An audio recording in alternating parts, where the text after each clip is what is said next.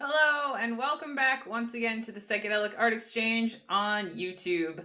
We've currently got a wonderful collection of posters and comics in our aptly named PAE Poster and Comics Specialty Auction, which is open for bidding until this Sunday, June 29th at 9 o'clock p.m. Eastern Time. This is one of the specialty auctions that runs on a different platform from our signature auctions, but you don't need to worry too much about that because all of the links that you need are in the description below me. And now that that boring information is out of the way, let's look at some art. Art and music. And send the kids out of the room. Our talk today is a little more risque than usual because it exhibits, female breasts. So it's, anyhow, this is the R-rated. That's why I locked the kitten out. So if you hear him screaming, I apologize. Anyhow, we have a few really unique or rare pieces in the sale, and the kickoff one is this 1976 Blondie promo poster that was not liked by the band. It was, I don't think that Debbie Harry really approved the photo, but she also didn't want the focus of Blondie to be about her. It was about the band. And yeah, so this was an early promo poster. Very few got out, and they fetch good money. And now that we're at the point where, God, 76 seems like a long time ago. This is an old and rare promo piece. Yeah, she got her start like in punk bands in New York like a bit earlier in the decade, and she went on to be in the name Blondie came from her like getting cat calls after dyeing her hair. And they very much they didn't want the focus to be entirely on her. And so I think they like released some merch after this whole incident that said Blondie is a band with all of them on it. This was their debut record. Yeah, they really hit with parallel lines. So this is this was before all that, and she was instrumental in the whole evolution of punk rock in New York and all that. And so yeah, we lead off with Blondie, the coolest. Yeah, we love you, Debbie Harry.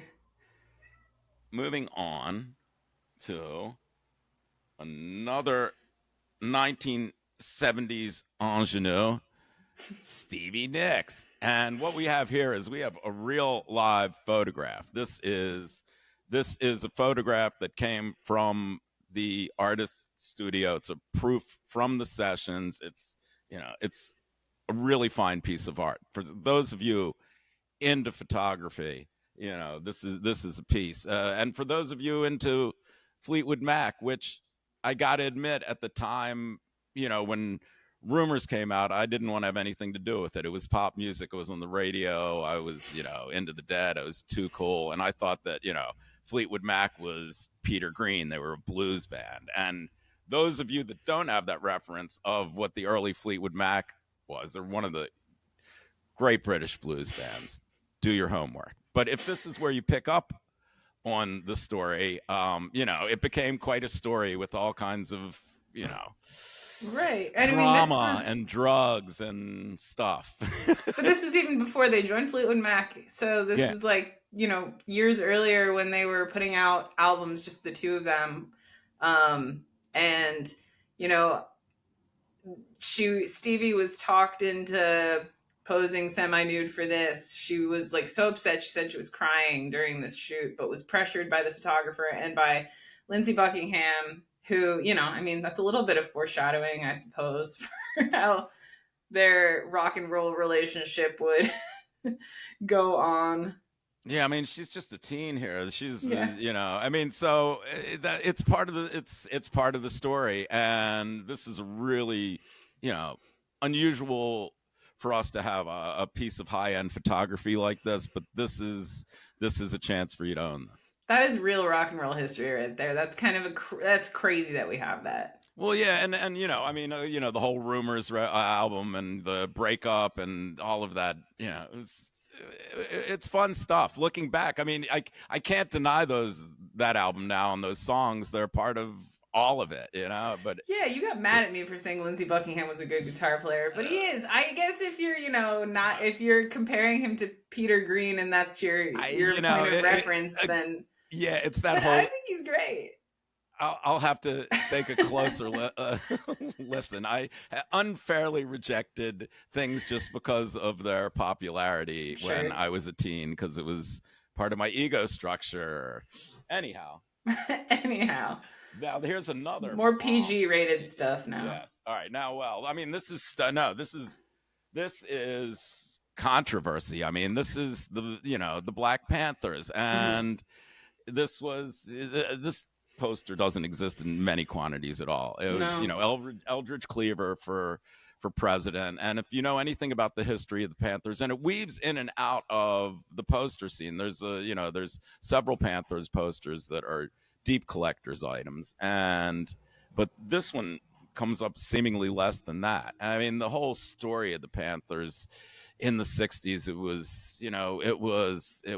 was radical. I mean, they were visible, they were in your face, and believe it or not, they were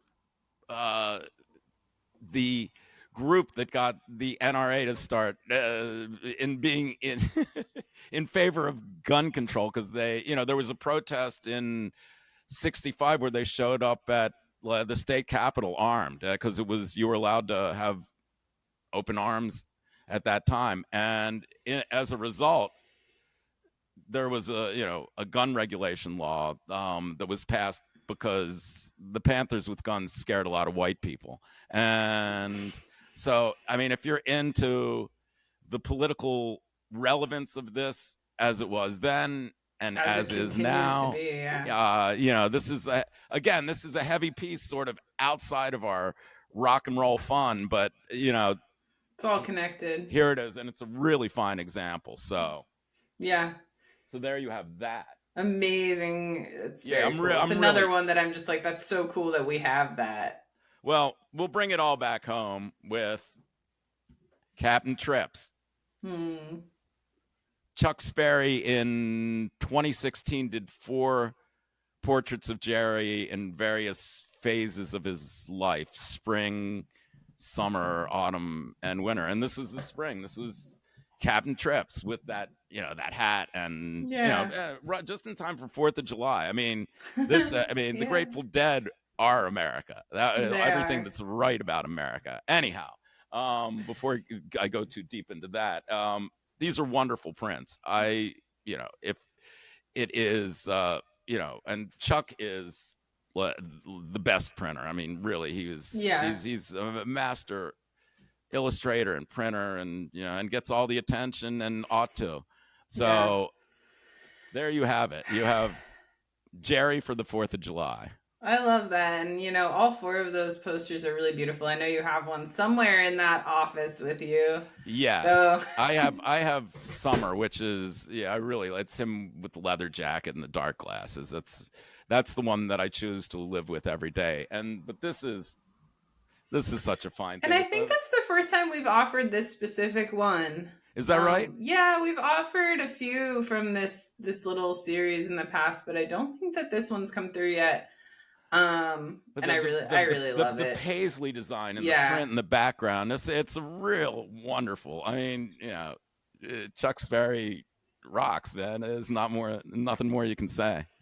Well, there you have it. Those are just a few of the amazing things you can check out in the current auction. We also have a whole bunch of original underground comics, which are really cool. We didn't get to those today, but that's a thing that we offer from time to time, and it all ties right in with the things that we love here at Psychedelic Art Exchange. So take a look at the auction. All of the links are in the description, and thank you so much for tuning into this episode of us blabbing, and we will definitely see you again here soon. Stay cool. Stay inside. Stay inside. Bye.